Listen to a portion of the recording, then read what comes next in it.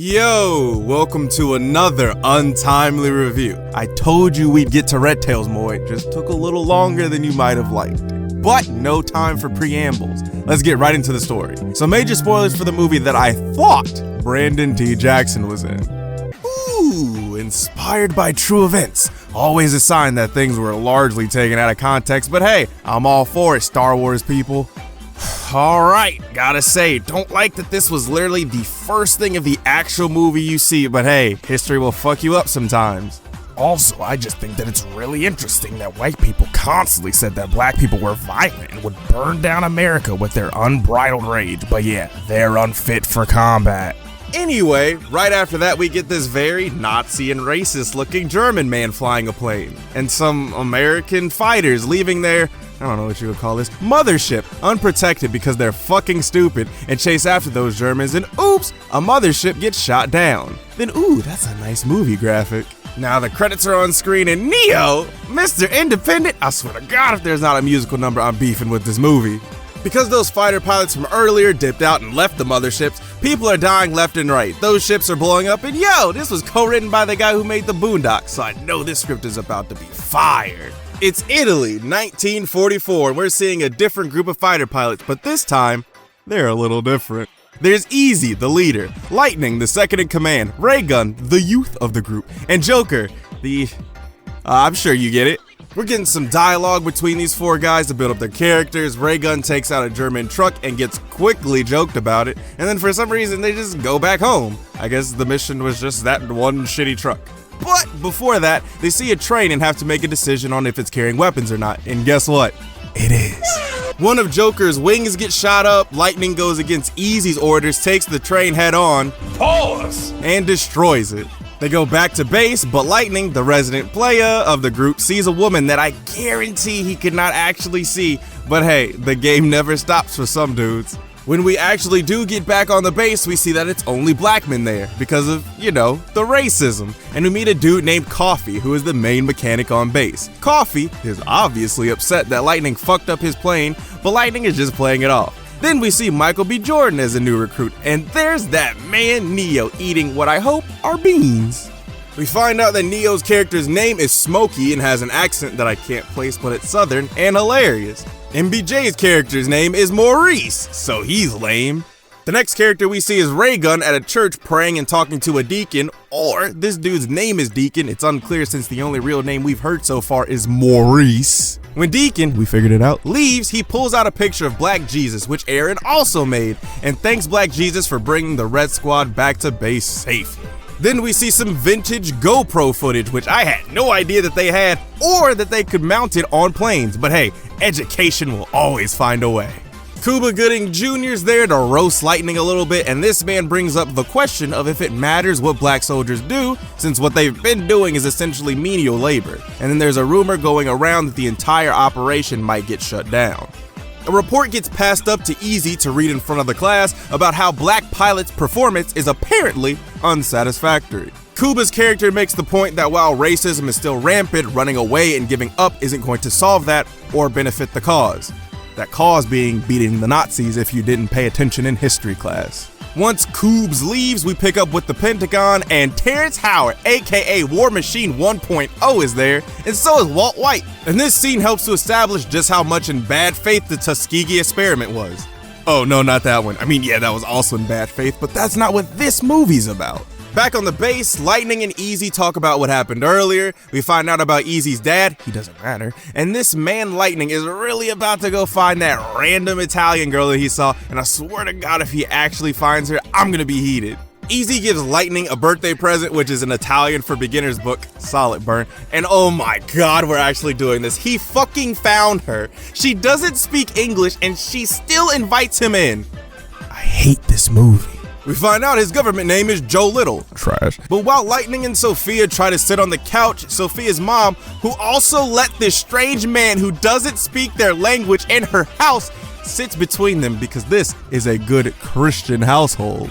But he also doesn't know what's going on either because her mom also wants to go for a ride in the Jeep. Picking back up on base, hey, Neo is singing. All right, glad I got what I wanted out of this movie.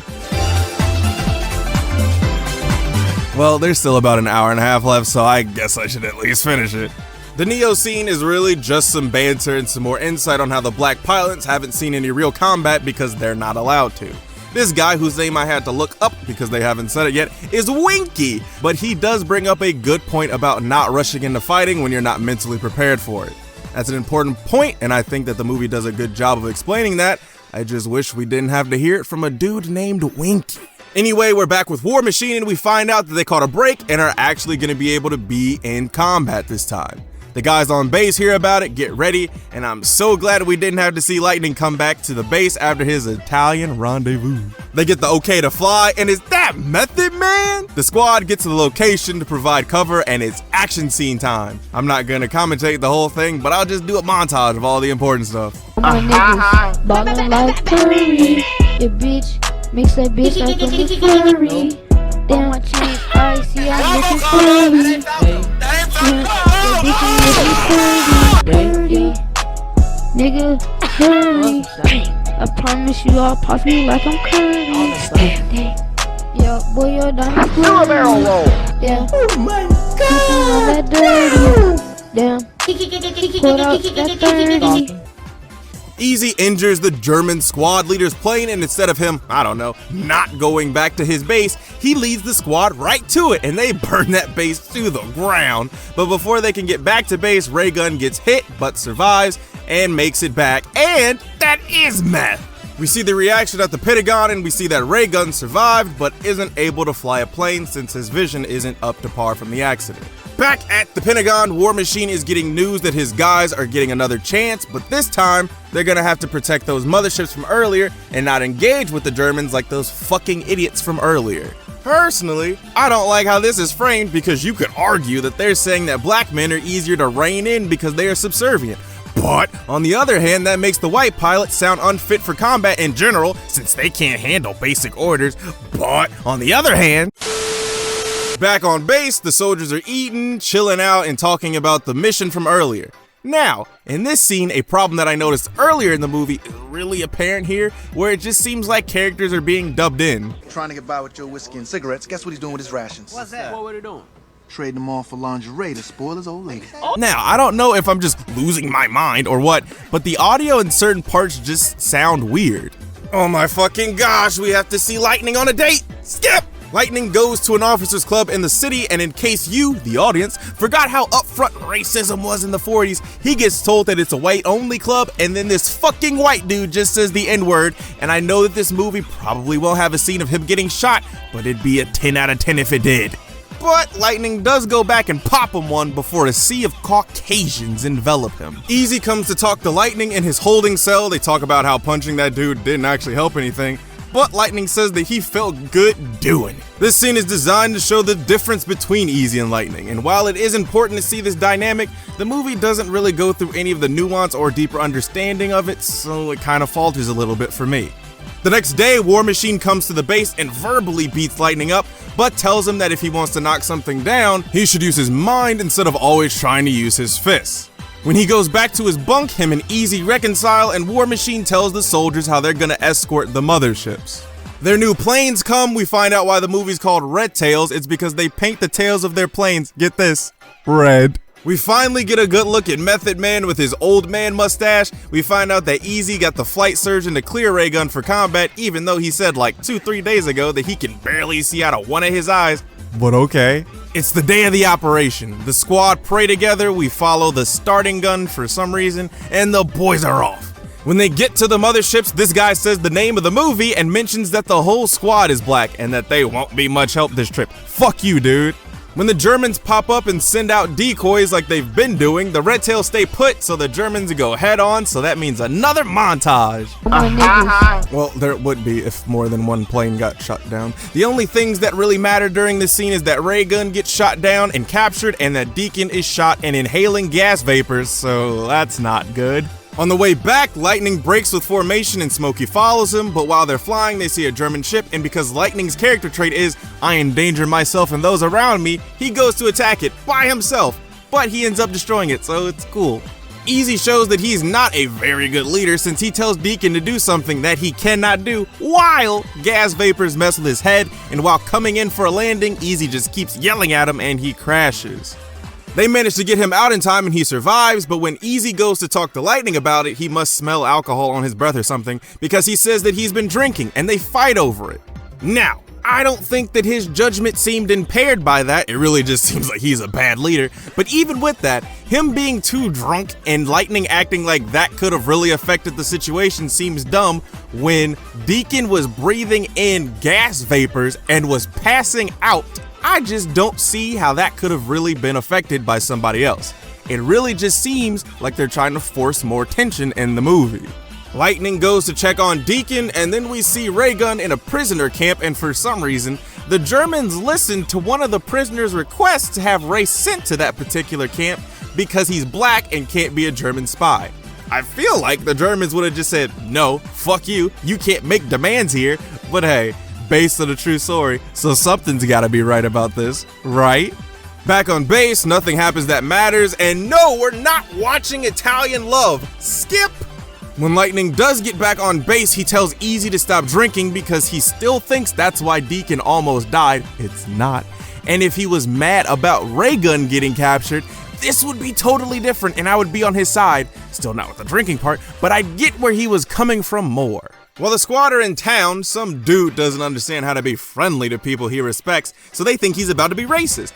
But he wants to thank them for the protection a month ago, so a month passed and nothing important happened during that time, I guess.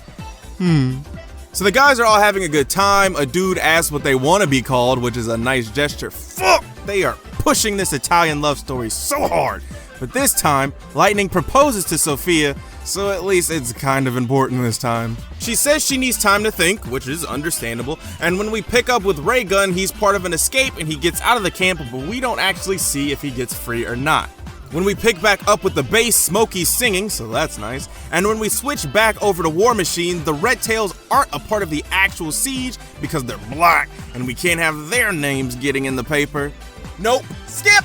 The guy who Ray gave his dog tags to while in prison shows up to the base, which means that he didn't make it. Not sure why the movie couldn't show us that, but kept showing the Italian baddie, but whatever.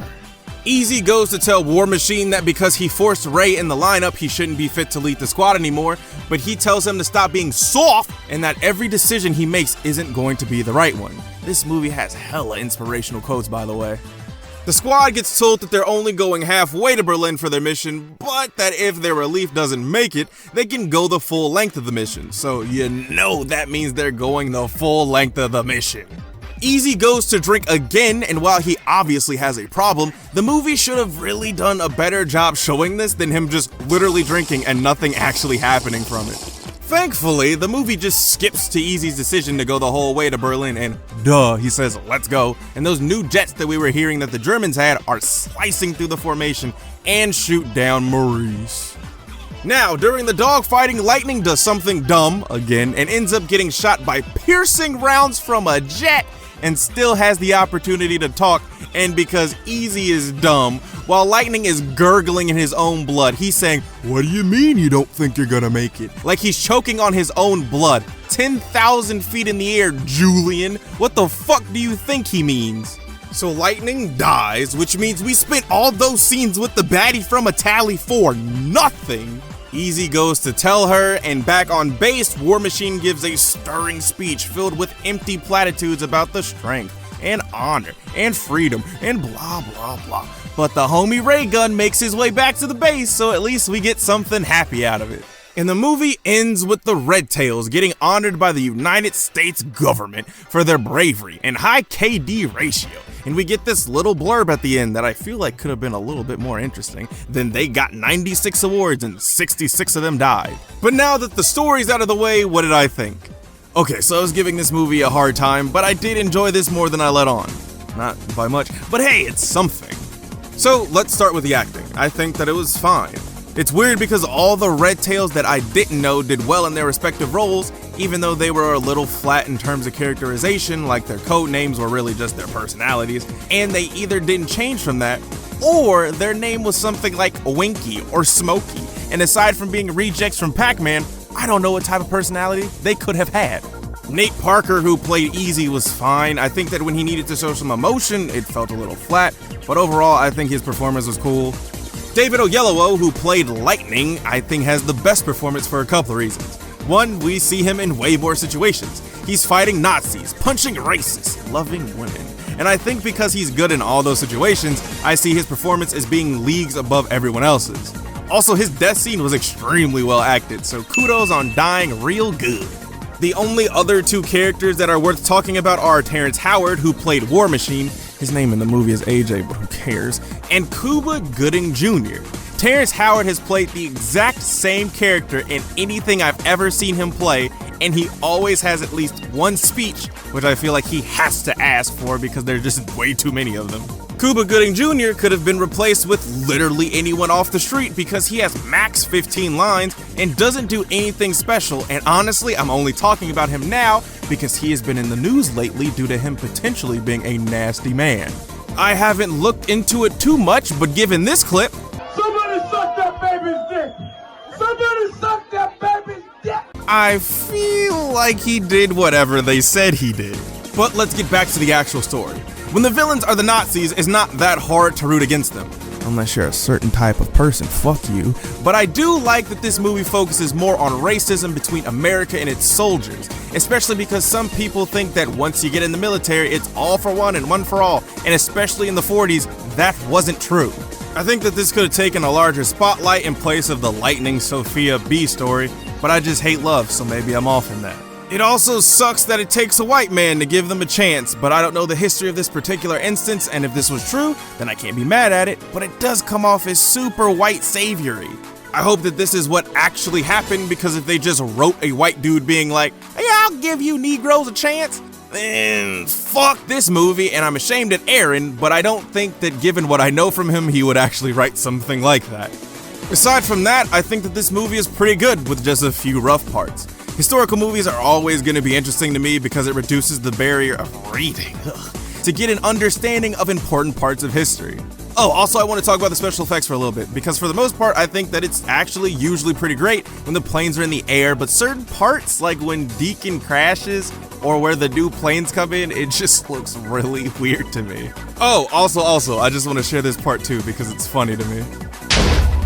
But what did you think? Was the review high-flying or did it leave you red in the face? Let me know in the comment section below. Tropic Thunder next week, and thanks for watching.